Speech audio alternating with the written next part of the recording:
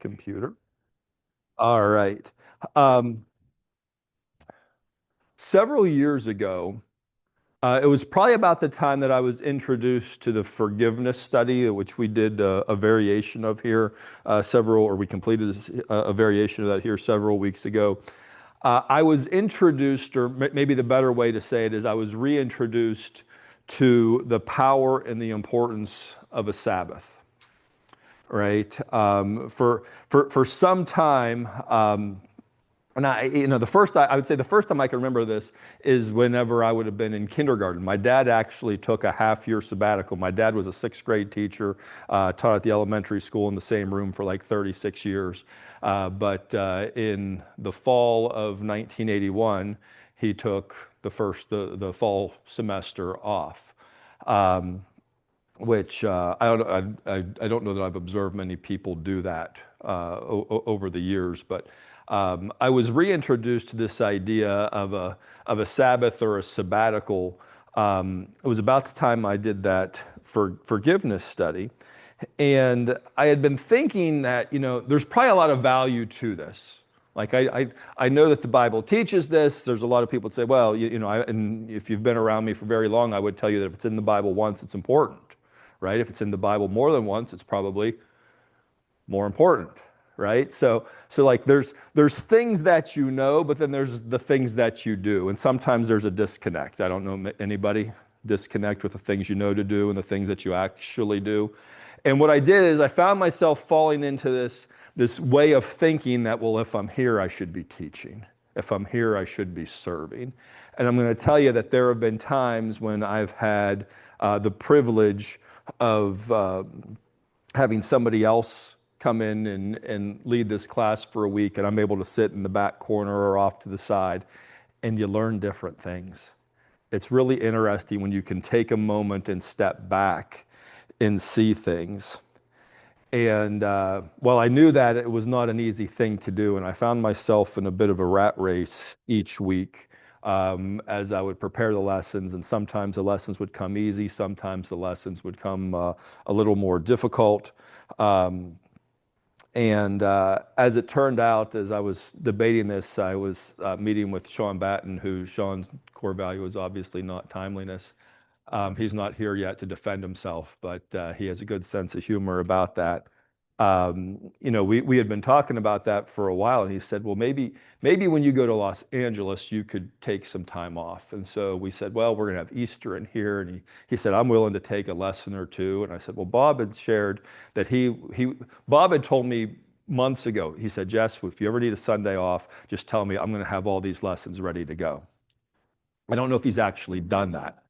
He told me that this is what you say, this is what you do, this is what you know to do, this is what you do, right? That's where we are.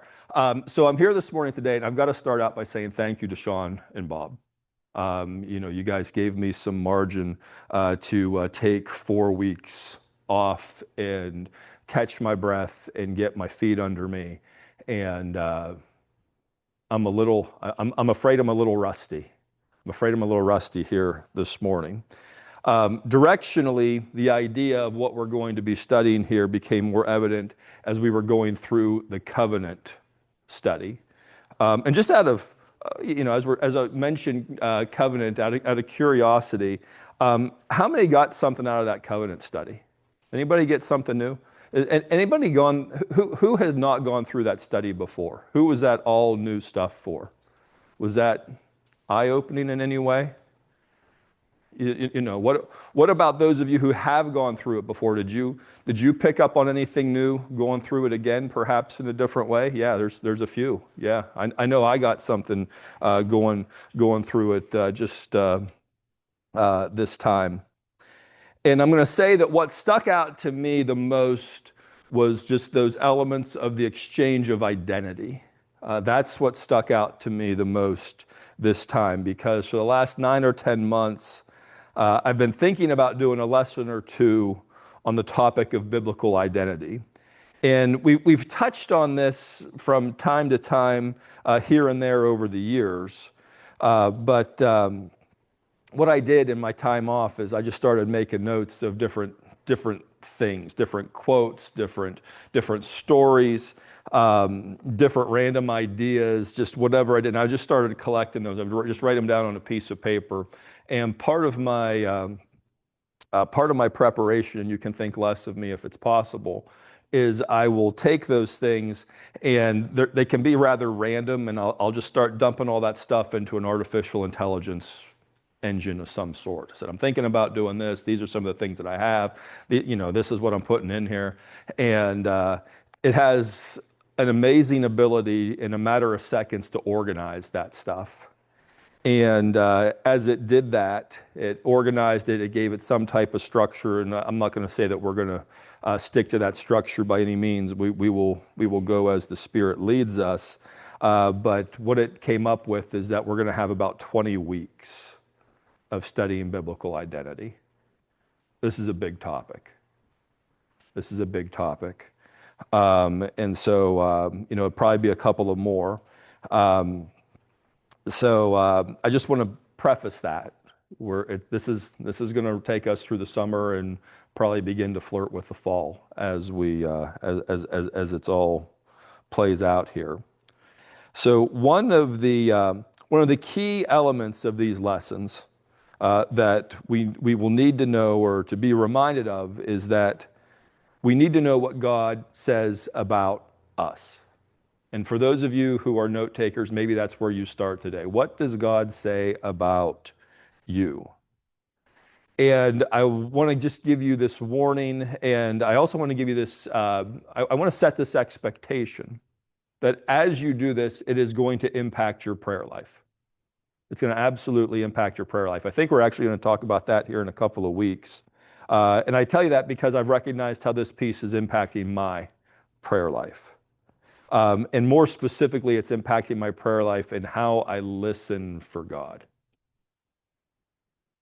A lot of times in prayer, it seems like I just sort of check in and say, hey, God, this is what's going on, blah, blah, blah. It'd be great if you would just give a little attention this way. See ya, right? But there's a big part of it, which is taking some time to listen. And I'm not real good at that. And that's something that I'm working at getting better on, but probably more on that in a couple of weeks. Today's lesson is going to be all about setting the table and, starting to get a foundation. We're reasonably light on Scripture, as you can see from the board here today. But we are going to start with Scripture. So for those of you with a Bible, I'm going to invite you to open to page probably 2. We're going to go to Genesis chapter 1. We're going to go to Genesis chapter 1, and we're going to read verses 26, 27, and 28. Story goes, then God said, let us make mankind in our image, in our likeness, so that they may rule over the fish of the sea and the birds of the sky, over the livestock and all the wild animals, and over all the creatures that move along the ground. So God created mankind in his own image. In the image of God, he created them. Male and female, he created them. God blessed them and said to them, be fruitful and increase in number, fill the earth and subdue it.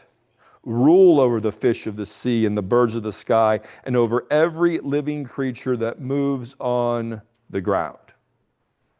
Now, out of curiosity, by show of hands, who has heard or read this passage before? Is this is something you've encountered before? Is there anybody this is new to? Anybody that hasn't heard this before? Okay.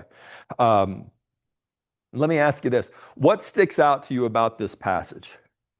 No wrong answers, just let's have a little bit of participation here. What sticks out to you about this story of the creation of mankind?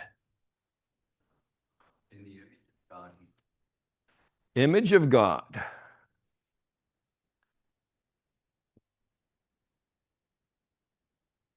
What else? He spoke. Spoke. God speaks. Love that. Dominion. What does that mean? Ooh.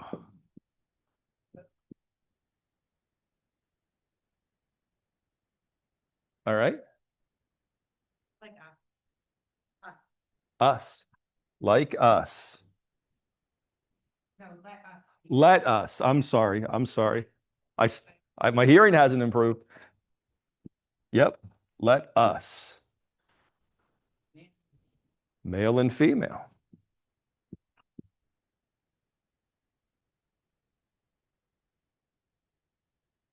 That's good. It was good.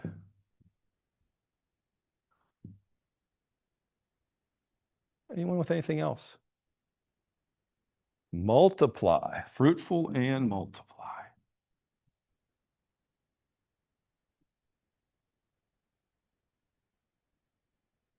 Anybody like that word subdue? Anybody like it? Just me? All right. Well. Subdue. Oh, the blessings. Beautiful. Anything else? I'm sorry?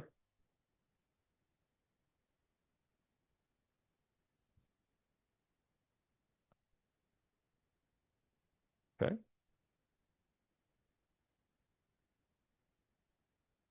I think we've hit this, but when we talk about the image of God, what's God doing in this passage? He is creating. These are all wonderful, wonderful things. What I wanted to make sure that we called out here is that when God created man, he created man to rule and create, right? Mankind is the highest creation of God. Mankind is the most complex creation of God. This will get me in trouble, but let me talk to the Ben. How complex are the women in your life? Yeah, a little more. How complex, right? The complex, God just keeps getting better and better and better. It's very good. Very good. Right? That's what it, but God created mankind to rule and create. So let me ask you this. If God created mankind and we being mankind, we were created to rule and create. Who is ruling today? Oh, what are you ruling today? Oh, what are you creating today? Yeah. Yeah, this is important stuff. You think God is do you think God is reactive or proactive? You think he's proactive? You know, I, I, I would trust that after our study on covenant, we have a greater understanding and appreciation for God's proactive, deliberate, intentional manner. That he has this all planned out. And I'm going to tell you, there's far too many people who don't know this. And I'm going to tell you right now, there's far too many believers who don't know this. And because we don't know these things, we live in a world where we have all sorts of people, believers included, suffering from an identity crisis. There's people all over the place who do not know who they are. They don't know their gifting, they don't know their purpose. And I want to make sure we call this out as we get to the 26th verse of the Bible. From the beginning, we see that identity is something given by God. That's important to write down. Your identity is given by God. It is not something you achieve.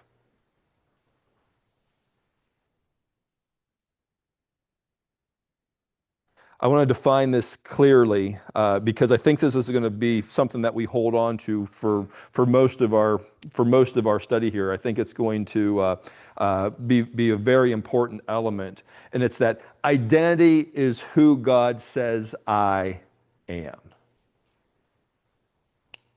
It's not who I feel like I am. It's not what I've done. It's not what's been done to you. It's who God says you are. Now, the thing is that we can get knocked off course with that. Many people get confused over this. But before any of us, Adam and Eve included in our story here, right, before any of us took our first breath, God said something about us. Rule, create, right? Now, I want to start out with, I mean, this is where we've already started out, but here in the early going, I want to start to give us some tools, something that, perhaps is a bit of a handle that we can hold on to. And there's three elements of identity, and there may be more that modern psychology has identified. But I think these are helpful. These will be helpful tools for us as we go through this. Now, I want to make sure I stress, do not put more emphasis on this over what the Bible says, because modern people can still get stuff wrong. First in line, right? First in line. But there's three things here I want to share with you. And I think I've shared these with you before if you've been with me for a while. But the self-image, self-esteem, and self-worth. Now, again, we may add to this list as we go on, but as we have studied God's creation, these are some things that have become identified. Now, I'm going to tell you, when I was a little boy, my dad would say, "Hey, get in the truck, we're going to go somewhere." And where we live, and if you know my dad gets my dad gets so excited when he sees animals in the wild, specifically deer. If you drive him anywhere, he's always looking out the window. He's looking for deer. If he is driving, he's looking out the window, looking for deer.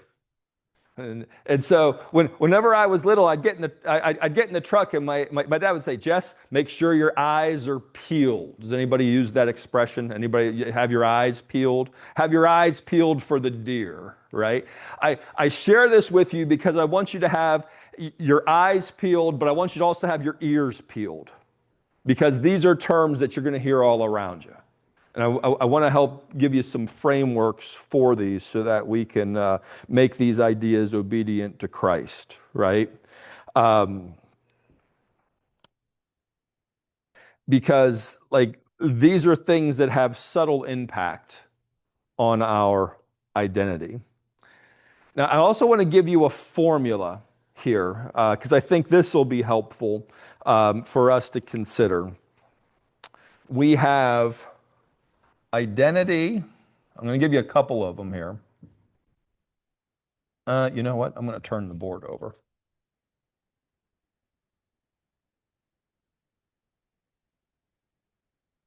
We have identity, which leads to self-worth. We're going to define these in a second. Which leads to self-image, which leads to our behavior. This is one way that we can look at things. There's another way that we can look at things, which is we have a don't know how to spell. A performance, which leads to self-esteem, which leads to self-worth,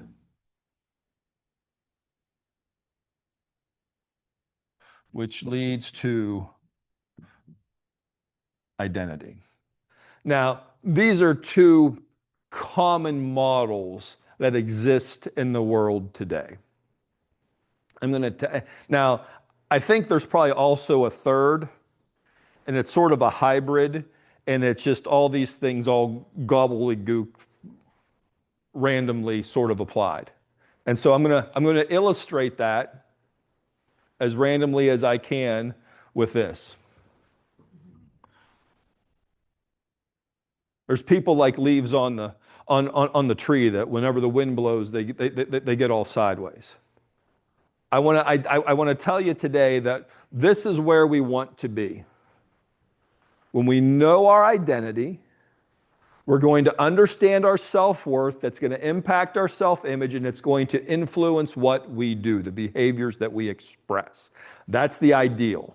This is the biblical way of looking at things.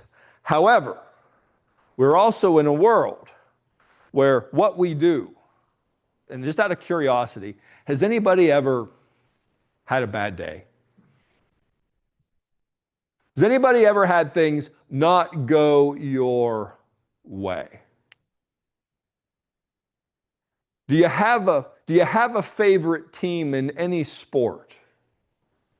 Has that team ever lost? There's times when you take a few losses. The performance is suffering, and what happens is that impacts the self-esteem. And when it impacts the self-esteem, it impacts the self-worth, and what happens is people start to change how they look at themselves. And again, you can probably find different mixes and matches through this, but I'm going to tell you, in the world today, this one is all too common. It's all too common. And over the course of the next couple of months, we're going to be working in this area, right? Most people are living in this second model, and what they're doing is they're trying to perform their way into an identity. But don't miss that God designed it the first way. When we have our identity right, everything else flows from it. Everything else flows from it. Now, this formula uses some structure and gives some structure to some of these terms. We might as well have some definitions for these terms, right? So, self-image. How you see yourself. Who's looked in a mirror? Has anybody looked in the mirror and maybe not liked what they saw at some point? Has anybody ever admitted to a bad hair day?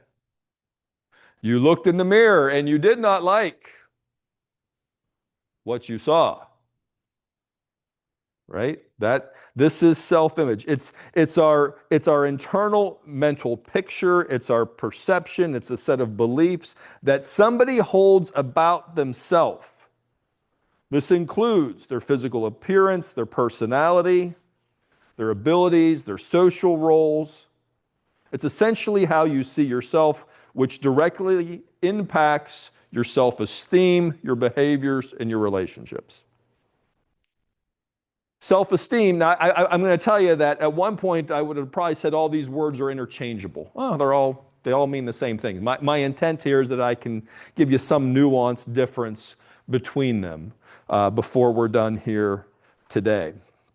Self-esteem is how you evaluate yourself.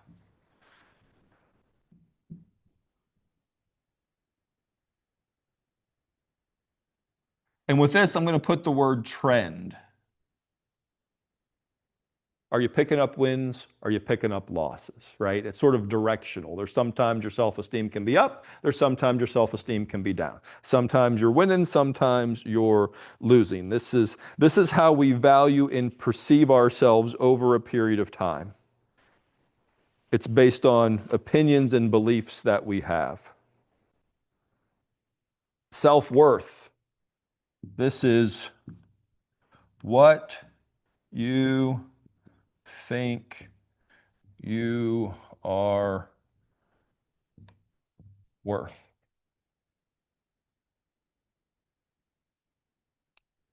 It's an internal sense of being good enough or worthy enough, worthy of love, worthy of belonging that you get from others. Now, there's a lot of people who will confuse self-worth with self-esteem. And because of that, this is an intrinsic value. Let me ask, I know there's people in this room, and I'm going to keep my eyes closed so I don't make eye contact with anybody. I know there's people in this room whose hearts are burdened with friends and family members who do not yet have a relationship with Christ. And if it came down to putting some type of dollar amount on it, the number that you would put on that is probably limitless. If you know that the cost was $1, it was $100, you'd pay it. That person is easily worth $100. You knew if it was $1,000, you'd pay $1,000. If it was $1 million, you would say that person is so worth it. We see people certain ways, and people see themselves certain ways. I'm going to open my eyes up, and I'm not going to make eye contact with anybody. But I want to stress that there's folks out there who don't value themselves very highly. Maybe at some point in our study here, I'll tell you a story about a girl who valued herself at the level of a pair of designer jeans. I'll save that. That's a tease. I'll tell you that story later. What I want you to think of these things are as we look at this as a structure or framework, whatever. I want you to think of these like dimensions, like width and depth and height, right? Because what this does is this begins to give some structure to what, or how, I don't even know what I'm doing here, right? To what our identity looks like, right? It gives three dimensions to it. Now, my interest in this topic began several years ago when a mentor of mine introduced me to a book titled Psycho-Cybernetics. This is a book that was written in 1950. It was written by a plastic surgeon. And in the book, he tells the story of having two salesmen come to him because they thought that their nose was a bit disproportionate. And because their nose didn't look good, they felt that was negatively impacting their ability to sell. So the surgeon performs surgery on both these gentlemen, gets a similar result. Both these guys look so much better. Now, what happened is the one salesman goes out and his sales go from here to here. The second guy goes, he gets his new nose, his sales go from here to here. The difference, and what this led to, this is like, these are modern terms. This led to the identification of the self-image.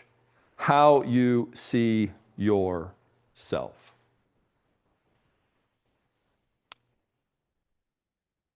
Both these guys had results, but one of them had a self-image that undermined their ability to do things.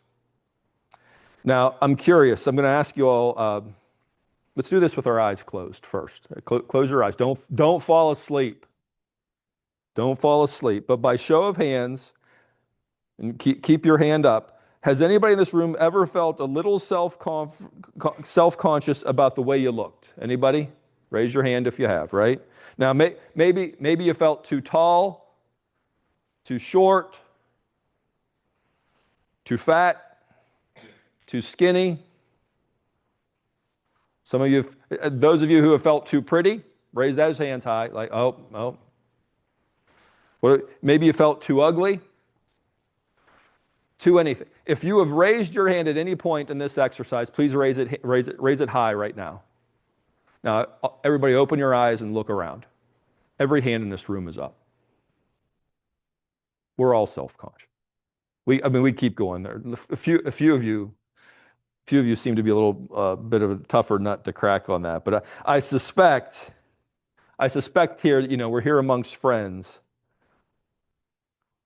that if that same plastic surgeon could have performed a surgery on us, where you go to sleep for an afternoon and you wake up and you're no longer too tall or too short or too fat or too skinny. I suspect that there would be I would suspect that we would have similar results. Some people would go to the moon, some people would stay the same. These are things we need to work on, right?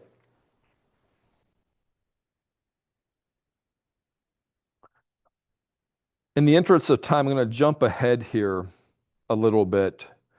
I've told you this made-up story before, and I understand that John may have told part of my made-up story this morning, or he may tell it in the second service. But there's one day God looks down at planet Earth, and he says, you know what? The world would be so much better with you in it. And write that note down. Right? The world is better with me in it. Put that in quotes, and that quote is attributed to God. The world is better with me in it. You represent the intentional, deliberate, creative thought of God. How wonderful is that? Right? And when he looks down and he sees that the world needs you, what he does is he starts to craft you. He starts to put you together. He gives you the skills, he gives you the gifts, he gives you the raw materials necessary to do the work. I'm going to suggest that part of those raw materials will be your self-image, your self-esteem, and your self-worth. He gives you this. And I want you to know when he was done putting you together, he said, perfect. Exactly what I wanted.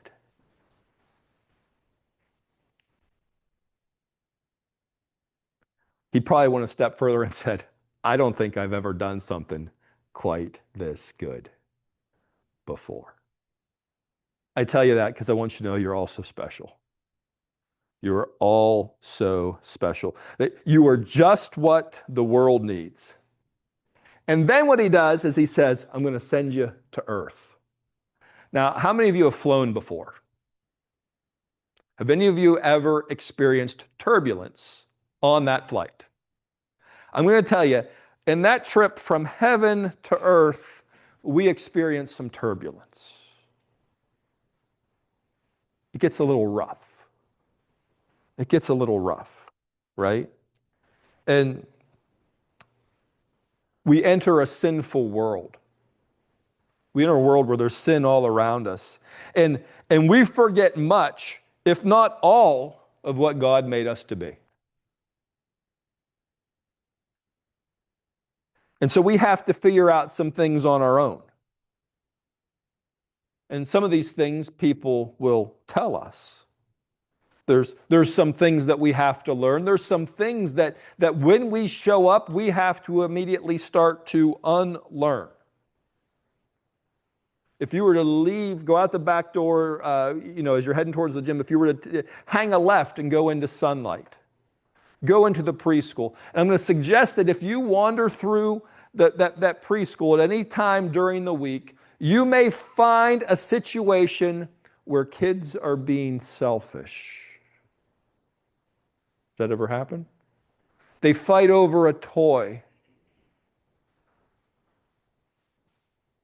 There's things that from the youngest age we have to start to unlearn because we live in a sinful world. You don't just say, this is the way I am. We have to fight some of these things. Let's go back to my made-up story. That day God looked down and said that the world needs you. Don't miss this. God making and sending you was not for you. It was for others. It was for others. To that end, we have to unlearn selfishness. Now, we are short on time here, but if you want to read the full story, Genesis chapters 37 through 50, read that this afternoon. But some of you will recognize this is the story of Joseph. Now, we are introduced to Joseph, and what do we know about Joseph? We know that Joseph's father Jacob said about him, "My favorite." I don't think I have a better son than Joseph. And what does he do? He loves his son so much that he gives him this colorful coat, right? You've heard the story of Joseph and the coat of many colors. I'm going to tell you right now, what a wonderful study on this topic of identity we find in the story of Joseph. Because if anybody went through life experiences that said, change your identity, Joseph did. Joseph did. He starts out, he gets this coat, he's sent on a little errand, check on his brothers. And somewhere along the way, he starts to have these dreams, and he starts to tell his brothers about these dreams, and he tells his mom and dad about these dreams. And what happens is, family gets a little perturbed with him. It makes him a little uncomfortable. If you haven't read the stories, read the stories. I'm doing my best to tell that. Joseph has this dream, and he tells his brothers about it. God had given Joseph his identity. God had already given Joseph his purpose, and some of that was revealed to Joseph in a dream, right? Before Joseph's circumstances change, God has already spoken who Joseph is. And what happens? Joseph's brothers decide, we don't like this guy very much. They beat him up. They sell him into slavery. Let me ask you, if you were beat up and sold into slavery, is there the possibility that the way you look at yourself could change? I think if we make this personal, the answer is yeah. I think there's a possibility. I'm not saying that it is. I'm just saying I think you can find that you could understand how that could happen.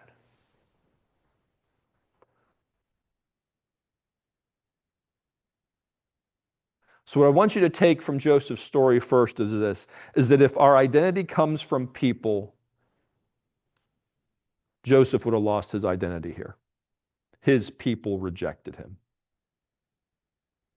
Now, Joseph goes to Egypt. He's serving in Potiphar's house. He's doing a good job.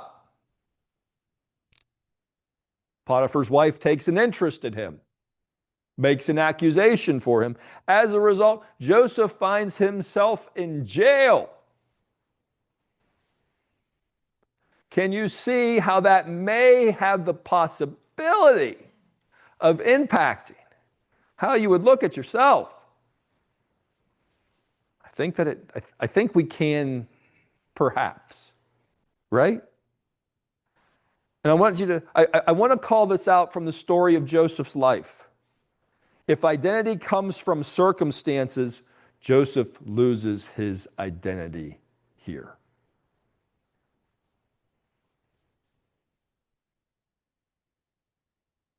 Time will go on. God will, and the scripture says that God was with Joseph. God was with Joseph. And I hope you recognize that those verses are in the Bible, not just about Joseph. Those verses are in the Bible for you as well. God is with you today too. His Holy Spirit's right there. Eventually, Joseph gets out of prison. He rises to power. He's the number 2 man in the country behind Pharaoh. And who comes looking for help? His family. And somehow Somehow there's a famous verse, Genesis chapter 50, verse 20. Joseph said, "What you meant for evil, God meant for good." Joseph had a handle on his identity. He knew who he was, even when it was not easy to do it. He recognized that who he was came from God, and what he did is he strived to honor that each step of his journey, even when those steps were unsteady, even when those steps were unclear. Joseph never let what happened to him redefine who he was. Now, I have this up here because I think we can see that Joseph follows this pathway. He knows his identity, he knows his value, he has the right image of himself, and that leads to how he conducts himself. But I think we can also understand how somebody could say, what happened? What was the performance? And how that would directionally change how you saw yourself. I think we can see how that would play out. Joseph didn't let the events of his life impact his identity. He lived from his identity into his purpose.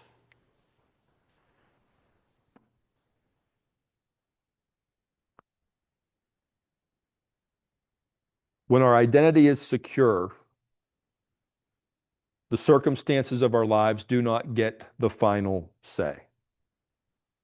I'm going to say that again because you may want to write this down. When identity is secure, circumstances don't get the final say. And I think that gives us a bit of a test. How are circumstances weighing on you today? How are they weighing on you?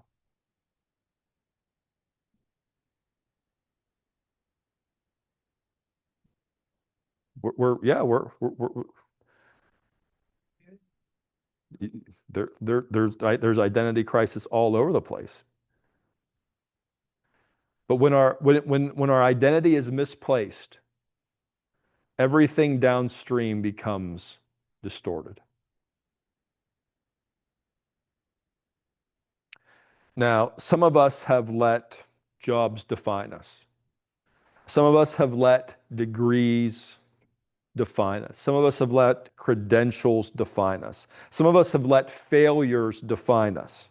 Some of us have let other people define us.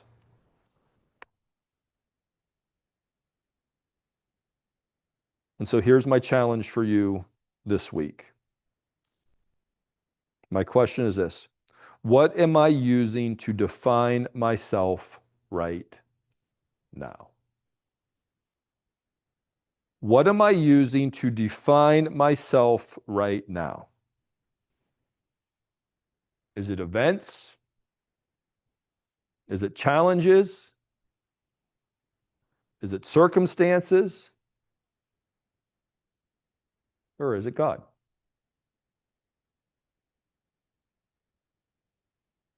And I get this is difficult. Like we're doing this study because I need to go through this study. You may come along with me, right? This is difficult, and this is only the introduction. This is only the introduction. But I'm suspicious that many of us need to work on our identities. I'm suspicious of that. I'm suspicious that many of us will need to work on seeing the identity of others. Oh, it's going to get real in here. It's going to get real in here.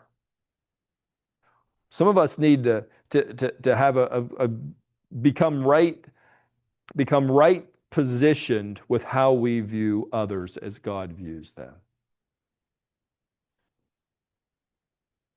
Because when we fail to see the identity of others, we undermine our testimony, right? We counter the kingdom impact that could be made. Identity is such a huge responsibility for us. And I will tell you, I'm first in line for this study. I'm still first. I got a lot to learn, right? So this is the invitation here at the end. If you have your identity and you have the identity of others down pat, do not come back. Do not waste your time. We have 3 core values in this group. Timeliness, right, Sean? Growth. I'm working on timeliness right now too. Come on. Growth. We're going to grow. This is an invitation for us to grow, right? If you have this all figured out, you're not going to grow. This is not the place for you to be. I do not want you here. Love you, but I don't want you here. I want you somewhere where you grow. But I will promise you right now, if we grow in our awareness and our understanding and our confidence in our identities, if we grow in understanding we are who God says we are and people are who God says they are, we will be so well positioned to step into our purpose and practice our other core value of adding value to others. That's the journey we're going to go on today. My invitation to you today is to recognize that you are God's favorite. And I don't, some of you weren't in here. I didn't pack my dry erase markers. I had to go through the Sunday school supply closet to try to find a couple of dry erase markers. If you have a dry erase marker at home, I want you to go into your bathroom. I want you to take one of these markers, and I want you to write on your bathroom mirror, I'm God's favorite.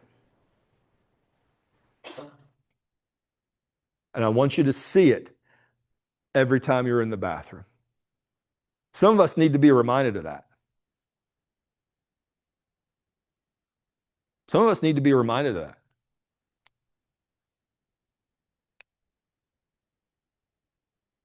We may need to recognize that we have some work to do. I think we can recognize that we have some, and we want to recognize that we want to understand that we are who God says we are. With that, this is where I'm going to stop today. Like I said, we got quite a ways to go on this. We will pick up and continue our study next week. And as always, if there's different nuances that come up, I want to give this invitation. By no means do I think I have every corner of the subject of biblical identity identified yet. So if there's things that you want to make sure that we talk about, by all means, share those with me so we can make this study as the best we can make it. So with that, this is where we're going to end today. Maybe.